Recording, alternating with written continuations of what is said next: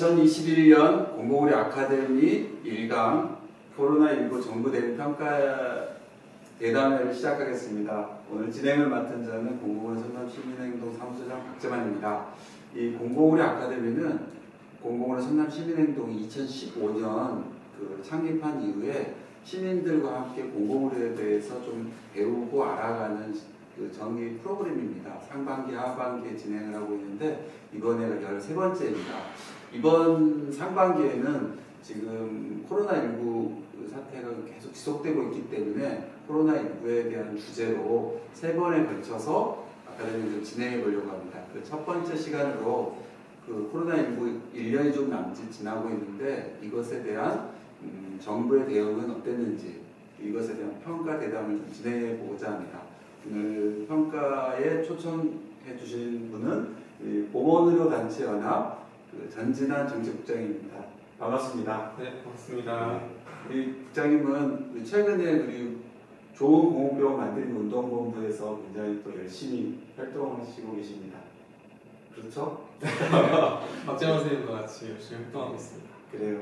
오늘 귀한 시간 내주셔서 감사합니다.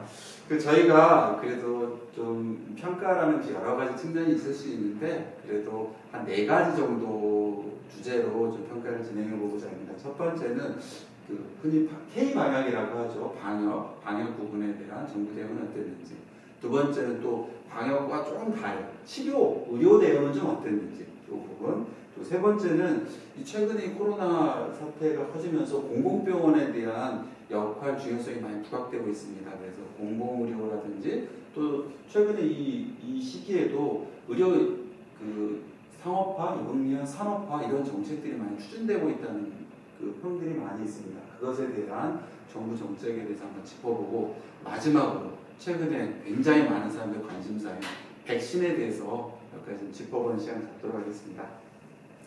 자, 시작에 들어가 보니까 벌써 작년 초였더라고요.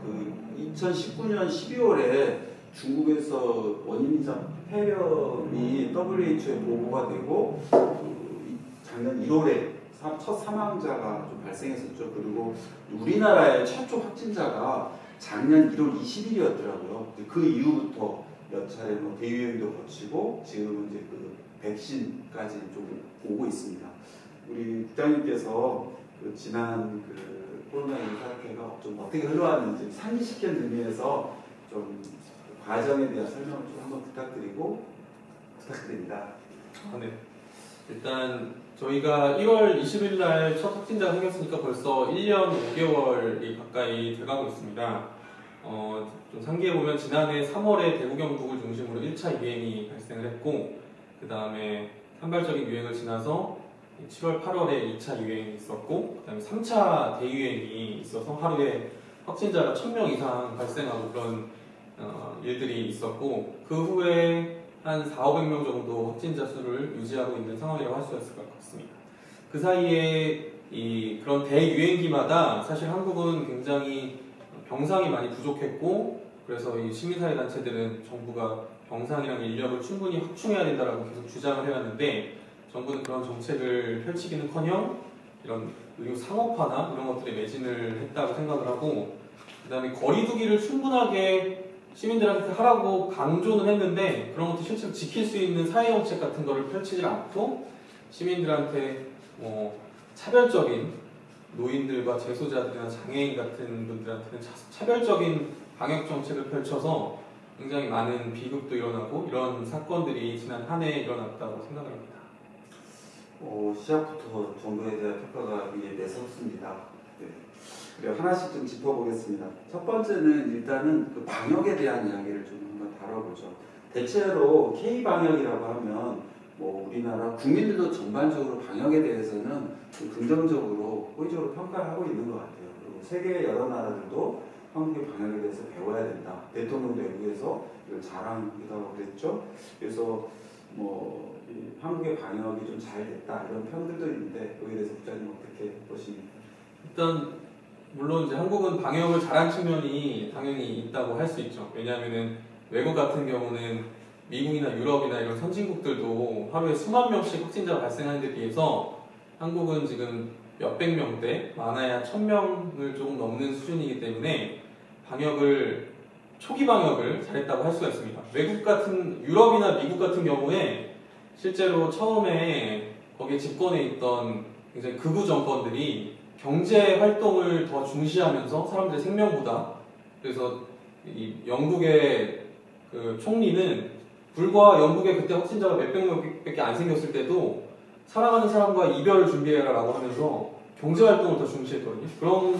이런 어떤 신자유주의적인 방역 정책 때문에 초기 방역을 못해서 여기까지 지금 온 겁니다. 근데 그거에 비하면은 한국은 초기 방역을 메르스의 경험이나 이런 것들 때문에 어떻게든 했기 때문에 그나마 지금 확진자 수가 적은 숫자로 유지되고 있는 게 잘한 측면이 있다고 생각합니다. 근데 그 이후에 사실 그거 외에는 잘한 건 없다고 생각해요. 왜냐하면은 여러 가지 거리두기를 할 수 있는, 아까도 말씀드렸듯이 사회 정책을 펼치거나 아니면은 사회적 약자들에 대한 이런 공평한 과학적인 방역 거리두기 정책을 펼치질 않고 이분들에 대해서는 굉장히 서로 뒤섞어놔서 감염을 확산시킨다거나 이런 방역 조치들을 취하고 인권 침해적인 정책들도 많이 펼쳤기 때문에 초기 방역은 잘했지만 그 후로는 방역 정책을 대체로 잘하지 못했다 이렇게 생각합니다.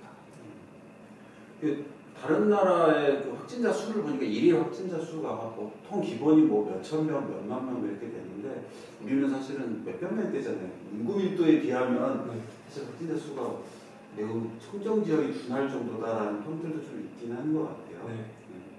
근데 말씀하셔서 바로 이어서 들어가 보죠.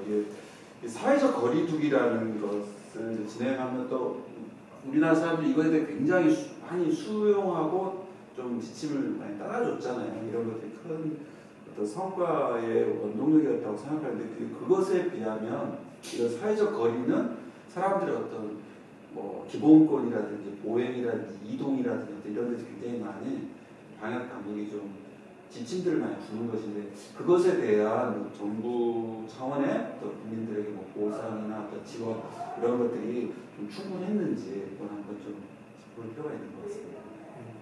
지금 거리두기 정책을 펼친 와중에 자영업자들도 굉장히 많이 어려움을 호소했고 그리고 가시적으로 드러나지 않은 사실 비정규직 노동자들, 직장을 잃은 이런 분들이 생계 어려움을 굉장히 많이 겪었는데 그런 것과 비교하면 재난지원금을 불과 몇 차례 한 200만 원 정도 지원한 게 충분한 지원이 아니라는 거거든요. 외국 같은 경우는 일본이 GDP의 한 15% 정도를 지난해 지출을 했고 미국도 16% 정도 지출했고 프랑스 이런 나라는 7% 가까이 이렇게 지출을 했거든요. 넘게. 근데 한국은 GDP 대비 3% 정도를 지출해가지고 2분의 1 전 세계에서 가장 적게 이 재난 상황에 사람들의 삶을 위해서 돈을 지출한 나라거든요. 그런 점에서 봤을 때 이런 재난지원금도 되게 부족했다고 생각을 하고 그리고 정부가 시민들한테 기본 방역 생활수칙을 지침을 줬는데 1단계가 아시다시피 아프면 3, 4일 쉬기입니다. 근데 아프면 3, 4일 쉴 수 있는 사람은 거의 없죠. 한국은 유급병가도 없고 상병수당도 없는 OECD에서 유일한 나라이기 때문에 아파서 쉬려고 했다가는 직장에서 당장 직장 잃을 수가 있고 아파서 병원에서 치료를 받는 동안에 생계를 건강보험에서 지원해주지 않잖아요. 외국은 아파서 치료받고 있으면 생계비를 건강보험이 지원해주거든요. 우리나라는 그런 제도 전혀 없기 때문에 아플 때 맘 놓고 쉴 수가 없습니다. 그러니까 이런 사회 안전망도 없고 또 제2수칙이 두 팔 벌려 거리두기를 하라고 하는데 이 사업장에서 쿠팡 물류센터 이런 데서 두 팔 벌려서 거리 둘 수 없는 환경들을 그냥 막 냅뒀기 때문에 그 안에서 막 서로 감염이 되고 이런 거를 정부가 사업장들을 통제하지도 않고 그랬기 때문에 결국은 말만 거리두기를 두라고 했지 거리 둘 수 있는 사회정책은 없었다 이렇게 생각합니다. 아까 상병수당 얘기했는데 이 산재보험 같은 경우는 휴업수당 같은 게 있죠. 우리나라는 상병수당이 없나요? 예, 산재보험은 있지만 이제 외국 같은 경우는 나라마다 다르지만 최소한 뭐 9개월, 1년 그 이상은 아파서 입원한 기간 동안에는 소득의 50%에서 100% 정도를 건강보험에서 주거든요. 근데 한국은 그런 제도가 전혀 없기 때문에 진료비는 일부는 지원을 받지만 생계가 보전이 안 되니까 이거는 충분히 건강을 보장한다고 볼 수 없는 거죠. 그래서 그런 제도를 지금이라도 만들어라 라고 계속 시민단체 주장을 하고 있는데 정부가 미적지근하게 계속 추진을 지금도 안 하고 있는 게 문제라고 생각합니다. 그러니까 OECD 여러 나라들은 상병수당이나 이런 것들이 국가의 뭐 보험제도든 어쨌든 이런 체계가 있기 때문에 이런 재난시기를 적용받으면 되는데 우리는 그런 제도가 없으니까 이걸 할지 말지 논쟁만 될 뿐 시행이 못 되는. 그럼 우리나라 건강보험 제도가 미진한 것 때문에도 영향을 많이 받았다는 거네요. 네. 한국의 건강보험제도는 보장성도 되게 낮은 편이고 건강보험 되게 잘 돼 있다고 잘못 알려져 있는데 외국은 거의 사실상 필수 진료는 입원하면 다 무료로 치료해 주거든요. 근데 한국은 그렇지도 않고 유일하게 코로나 진료만 건강보험 적용을 100% 무상 진료를 했지 나중에 결국 음성 나오면은 막 입원비를 수백만 원씩 내야 되고 이런 상황이 되니까 굉장히 좀 건강보험제도가 좀 부실하다고 생각합니다. 그 재난 시기에도 그런 효과가 좀 있는 거네요. 최근에 정부 여당에서도 이거 선별지급, 재난지원금을 선별지급해야 되냐, 뭐 전 국민에게 지급해야 되냐 이런 논쟁이 있는데 어떻게 생각하세요? 그러니까 재난지원금은 저는 이 어려운 사람들 중심으로 지원하는 취지는 맞다고 생각하는데 재난지원금이라는 건 적시에 빠르게 지원해야 되기 때문에 일단은 보편적으로 다 주고 나중에 사후에 건강보험 정산하듯이 이 고소득자들 중에서는 일부는 다시 환수한다든지 이런 방식으로 하는 게 좋다고 생각합니다. 그렇군요. 자, 이게 방역과도 연관이 되는데 보니까 저희가 세 번에 걸친 대유행이 있었잖아요. 1차 때 보면 되게 충격적이었죠. 대구 경북의 그 청도 대남병 그 폐쇄대 운동에서 20년 동안 거기 시설에 있었던 분들 또 그래서 그 계시던 분들이 그 뭐죠 코호트 격리 조치를 되면서 집단 감염 사태 이게 되게 반복됐던 것 같아요. 요양병원 3차 때는 보니까 동부구치소에서 그랬었고 또 송파구에 있는 신화제야로 또 그랬어요. 근데 뭔가 어떻게 보면 확진자가 생기면 이 사람들이 확진을 더 막기 위해서 어떤 코호트 격리 같은 어떤 이런 폐쇄 조치들이 유효하지 않을까라는 생각도 드는데 이것이 굉장히 큰 문제를 발생했던 것 같아요. 네. 그러니까 첫 환자가 발생했던 그 청도대남병원도 코호트 격리 때문에 결국 그 많은 사람들이 확진되고 사망했다고 할 수가 있는데 코호트 격리라는 게 말은 되게 그럴싸한데 사실은 확진자하고 비확진자 중에 접촉자하고 비확진자 중에 비접촉자를 다 한데 그냥 뒤섞어 놓는 거를 코호트 격리라고 정부가 부른 겁니다. 그러니까 이거는 정말 과학적으로 말이 안 되고 그 시설들 밖에서는 결코 그런 일이 있을 수 없는데 이런 장애인들, 노인들, 교정시설 재소자들한테만 그런 차별적인 방역 조치를 시행했고 그래서 엄청나게 많은 집단 감염이 일어난 거죠.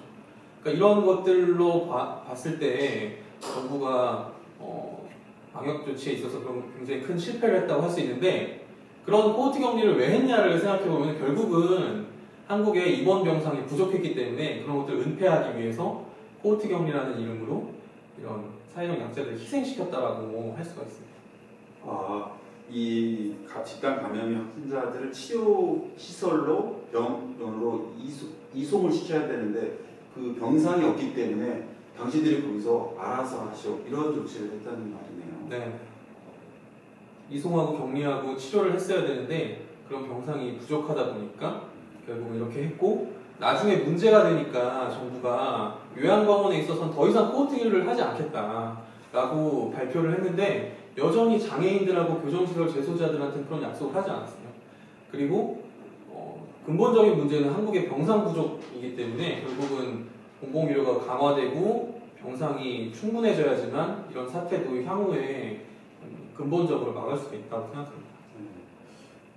이런 것이 이제 마치 만일 4차 대유행이든 꼭 코로나가 아니더라도 다시 이런 감염병 확산 이런 사태가 벌어진다면 이런 것을 방지하기 위해서는 좀 어떤 대책들이 좀 필요할까요? 죄송해요. 질문을 여기 없어서 이해를 못했어요. 네, 이런 집단 감염이 되니까 병상이 부족하니까 네. 이런 것이 반복되니까 그 반복되지 않게 하기 위해서는 어떤 좀 대책이 좀 필요한가. 아까 전에 말씀하시긴 했어요. 뭐 병상이 더 확대돼야 된다고 하는 좀 더 좀 추가적인 대책 같은 것도 있을까. 네. 특히 이 사람들은 어떻게 보면 이제 말 그대로 취약한 사람들이잖아요. 사회적으로. 물론 교정시설에 있는 사람들도 구조는 옴싹 달싹 못한 취약한 사람들이잖아요. 네. 사회적으로 격리되어 있는 구분되어 있는 사람들이기 때문에 장애인 시설에 거주하는 사람들 특히 이런 사람들에 대한 대책 어떤 것이 있어야 될까 의견. 네, 그러니까 이런 교정시설에 요양시설에 있는 분들이나 장애인 시설에 계시는 분들은 특히나 건강 상태가 취약하고 면역력이 약하기 때문에 즉각적인 격리와 치료가 필요한데 이런 식으로 격리해서 한 공간에 수용해서 둔다는 건 굉장히 문제가 있다고 할 수가 있고 이런 일들을 향후에 다시는 코호트 격리 같은 사실은 외국에서는 코호트 격리를 그렇게 정의하고 있지 않거든요. 과학적으로도 부적합한 이런 방역 조치는 하지 않는다라는 걸 원칙으로 해야 되고 향후에 공공병상을 늘린다든지 공공의료 체계를 강화를 해서 다시는 코호트 격리 같은 조치를 취하지 않도록 만드는 게 중요하다고 생각합니다. 그러겠네요. 마지막으로 이 사실 방역과 또 연관이 인권 문제와 연관이 되는 것 같아요. 초기에 막 동선이 공개돼가지고 뭐 이 사람은 어디를 갔네 막 이런 것 때문에 에피소드도 굉장히 많았던 것 같아요. 그래서 그 과정에서 어떤 성소수자들에 대한 어떤 신명이 거론되면서 혐오하고 연관이 되기도 했어요. 이게 굉장히 사회적으로 혐오, 불안, 공포 이런 것들이 많이 좀 제기됐던 것들이 있었습니다. 이런 감염병 대응에 대해서 기본권 보호에 대한 정부 정책은 좀 어땠는지 평가를 들어보고 싶습니다. 네.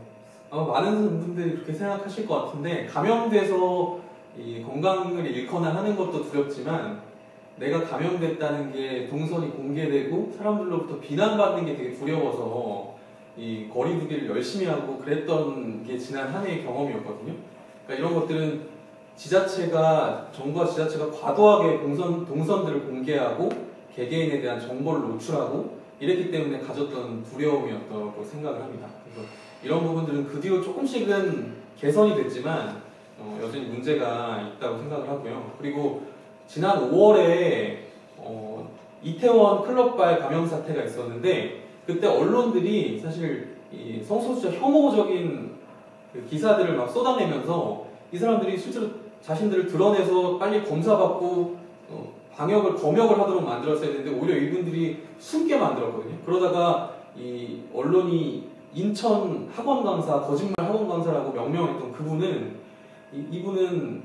그분 자신이 성소수자였는데 학원에서 일을 하셨고 근데 그분이 자기 일자리를 잃고 사회에서 낙인 찍힐 아우팅을 당할 게 두려워가지고 이 동선이랑 직업 일부를 이 검역 과정에서 숨겼어요. 근데 그런 것들은 사실 이분이 정부가 언론을 충분히 잘 관리해서 혐오 보도를 하지 않도록 만들고 지자체를 잘 통제해서 개인정보를 노출시키지 않도록 만들고 그 다음에 직장을 잃더라도 살아갈 수 있는 예를 들면 사회 안전망을 갖춘다든지 여러 가지 이 감염자를 보호해서 해결을 했어야 되는데 이분이 거짓말을 했다고 해서 정부가 나서서 언론에다 대고 이런 사람들이 바로 사회에 위험한 사람들이다 이렇게 얘기를 했고 인천시가 나서가지고 이 사람을 경찰에 고발을 했습니다. 그래서 이 사람이 실형을 받았어요.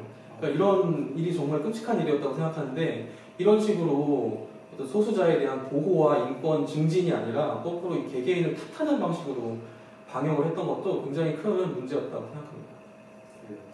이 방역 문제는 어떤 강력한 국가적 통제와 어떤 사람의 기본권을 어떻게 보호할 까 이 팽팽한 긴장이 많이 흘렀던 것 같아요. 이것은 계속 지속될 것이라고 생각합니다. 자, 방역에 대한 이야기는 더 할 이야기가 많지만 여기까지 하고 다음으로는 의료 대응에 대한 이야기로 넘어가 보겠습니다. 자, 이어서 방역에 이어서 치료 대응은 좀 어땠는지 평가해 보겠습니다. K-방역은 굉장히 잘했다는 평들이 좀 전반적이었어요. 물론 미진한 점도 있었지만 근데 이 치료 부분에 대해서는 굉장히 논쟁이 많았던 것 같아요.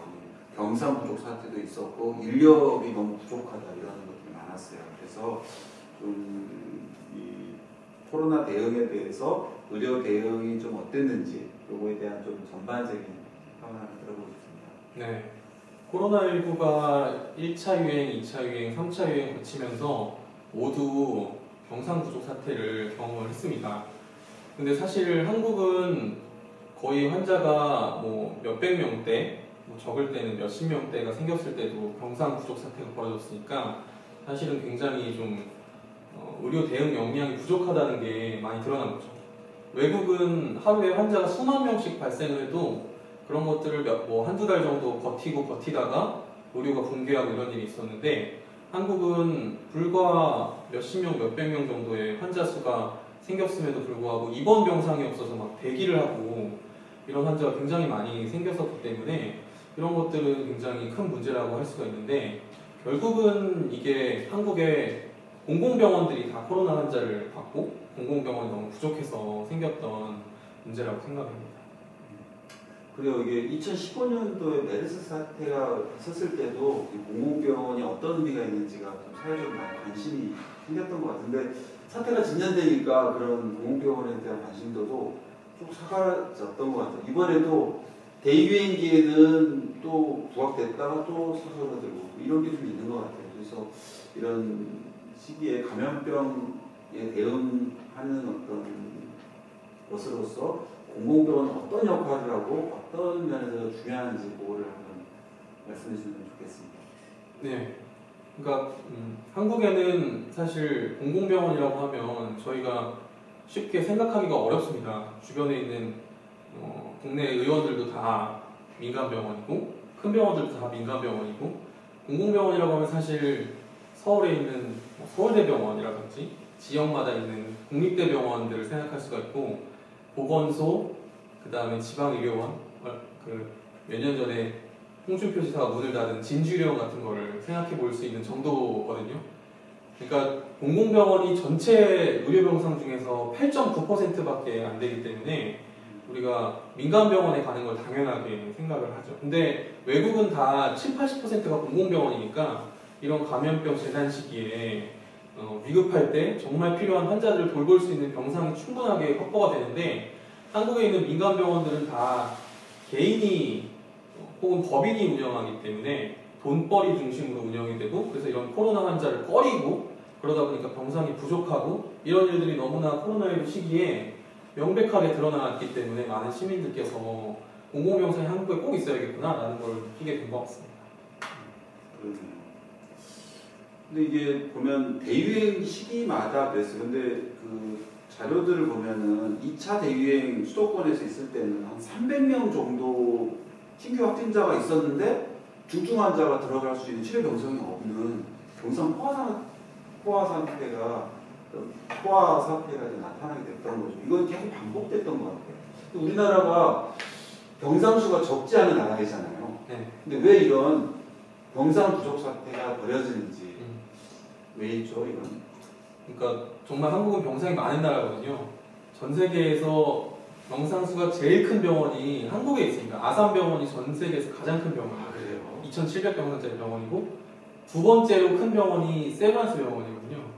그리고 여섯 번째로 큰 게 삼성병원이고, 일곱 번째로 큰 게 서울대병원이에요. 그러니까 전 세계에서 제일 큰 7개 병원 중에 4개를 한국에 있고 그것도 서울에 다 있는 거니까 얼마나 한국에 병상이 많은지를 알 수가 있습니다. OECD 평균보다 2.6배 정도 인구 대비 병상이 많기 인구 대비 2.6배. 그러니까 한국은 진짜 병상이 많은 나라인데, 그럼에도 불구하고 확진자가 아주 몇십 명, 몇백 명 생겼을 때 병상이 포화돼서 입원 환자가 없다는 건 정말 말이 안 되는 일인 거죠.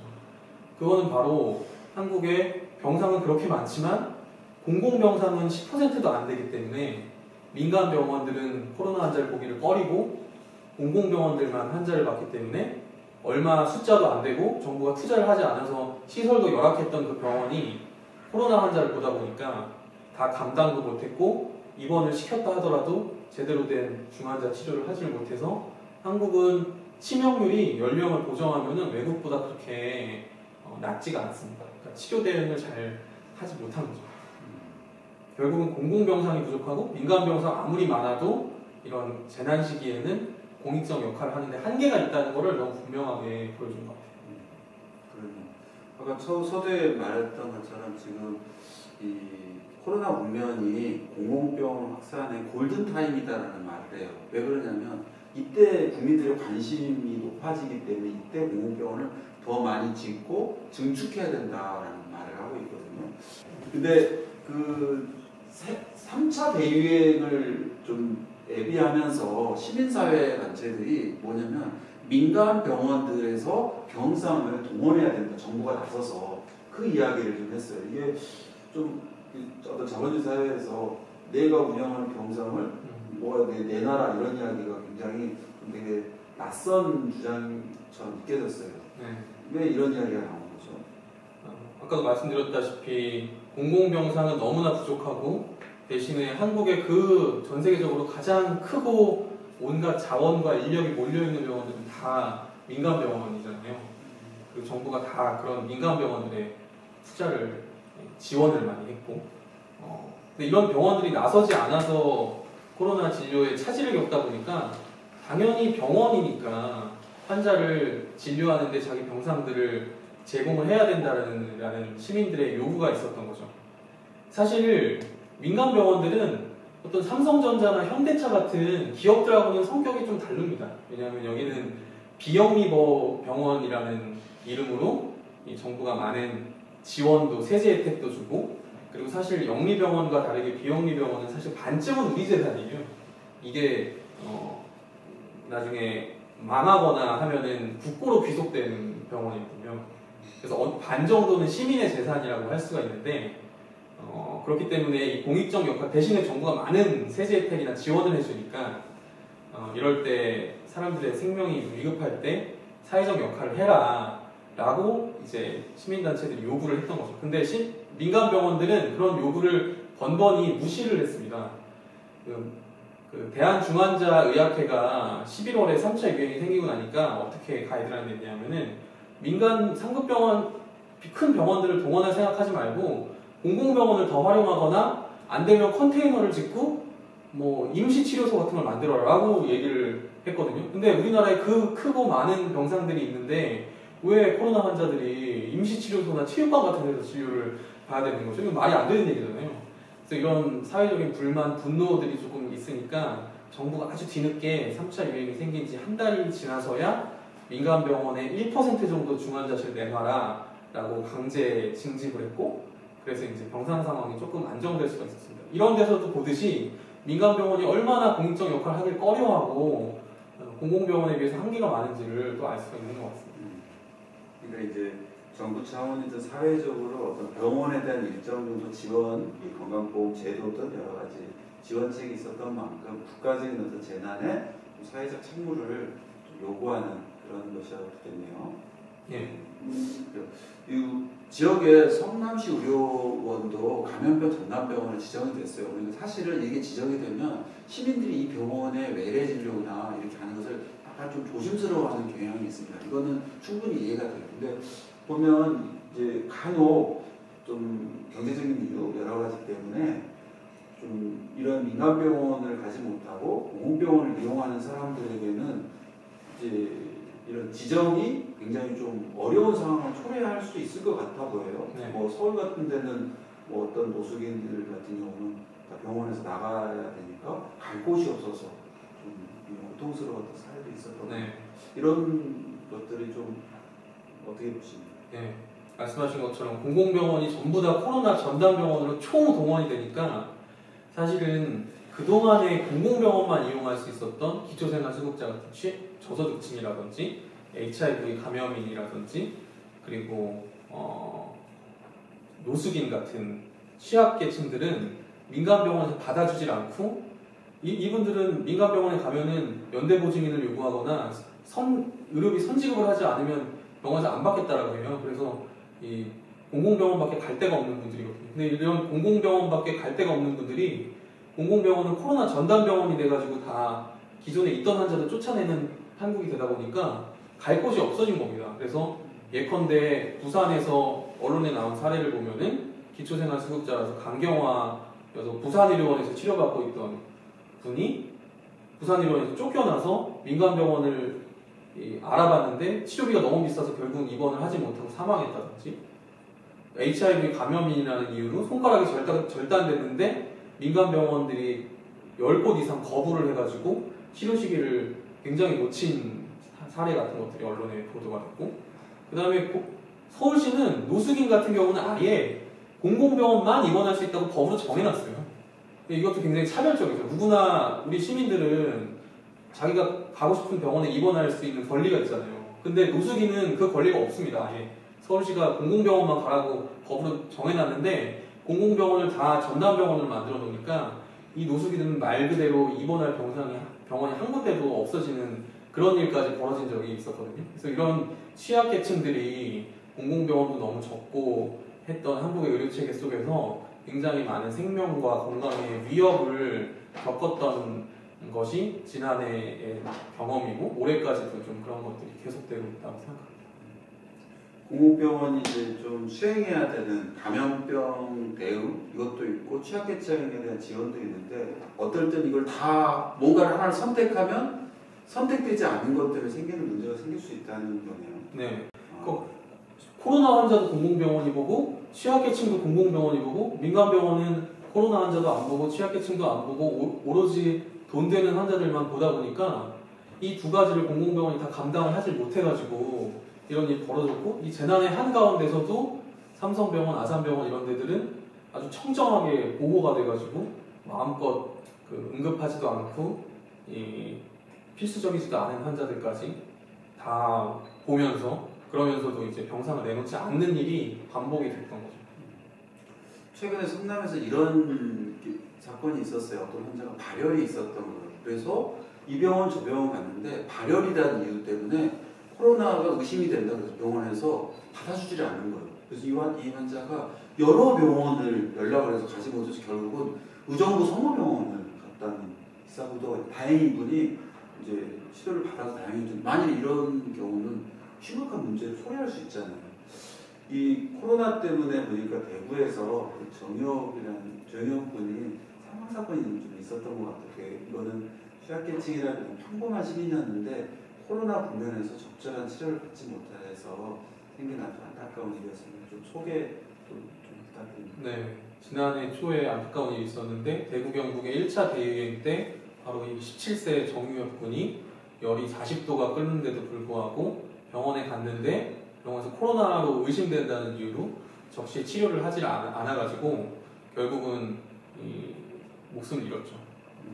이런 경우들은 비단 취약계층들뿐만 아니라 일반적인 모든 시민들이 결국은 이 코로나 와중에 공공의료 시스템이 부재함으로써 굉장히 많은 의료 공백에 놓일 수 있다는 것을 보여줬는데 결국은 정부가 이런 코로나 환자로 의심되는 사람들을 어떻게 시스템적으로 정확하게 선제격리해가지고 치료를 하는 시스템을 만드느냐의 문제이기도 하지만 경산, 이 정유엽 군이 살고 있었던 경산 같은 경우는 지역에 공공병원이 한 곳도 없었기 때문에 이런 어떤 위험을 감수하고 치료를 하거나 국가정책에 걸맞는 시스템 속에서 이 선제격리에서 치료할 수 있는 인프라 자체가 없었던 겁니다. 그래서 이 정유엽 군의 아버님이 유가족이신 아버님, 이분도 본인도 암 환자인데도 불구하고 이런 공공의료 시스템을 잘 갖추고 경산에 공공병원이 하나라도 있었으면 아들이 희생되지 않았을 텐데 라는 거를 마음에 품고 경산에서 청와대까지 한 달에 걸쳐서 도보 행진을 하면서 정부한테 그런 걸 요구했어요. 제대로 된 공공의료 시스템을. 근데 결국은 청와대까지 왔음에도 불구하고 정부가 아무런 응답을 하지 않았죠. 이런 사건들도 또 굉장히 한국의 취약한 공공의료 때문에 발생했던 문제였다고 생각합니다. 저는 아침에 지하철을 타면 그 출퇴근 시간에, 출근 시간에 정말 그 지하철 칸에 정말 많은 시민들이, 빼곡한 시민들이 다 마스크를 쓰고 다니거든요. 근데 이런 걸 보면 참 우리 국민들이 이런 걸 잘 대응하고 있다, 수용해주고 있다 이런 생각이 들어요. 근데 국민들이 그렇게 하는 것처럼 이런 병원이 어떤 감염병과 같은 재난 시기에 그것이 꼭 공공병원뿐만 아니라 민간 병원이든 이런 재난 시기에 어떻게 그 환자 치료 이런 것들에 대한 역할을 할지에 대한 그런 인식 확대, 어떤 매뉴얼 대응 이런 것들이 많이 좀 갖춰져야 되지 않을까 그런 생각이 좀 드네요. 자, 의료 대응에 대한 것도 할 얘기가 많지만 시간상 여기까지 하고 다음으로 넘어가 보겠습니다.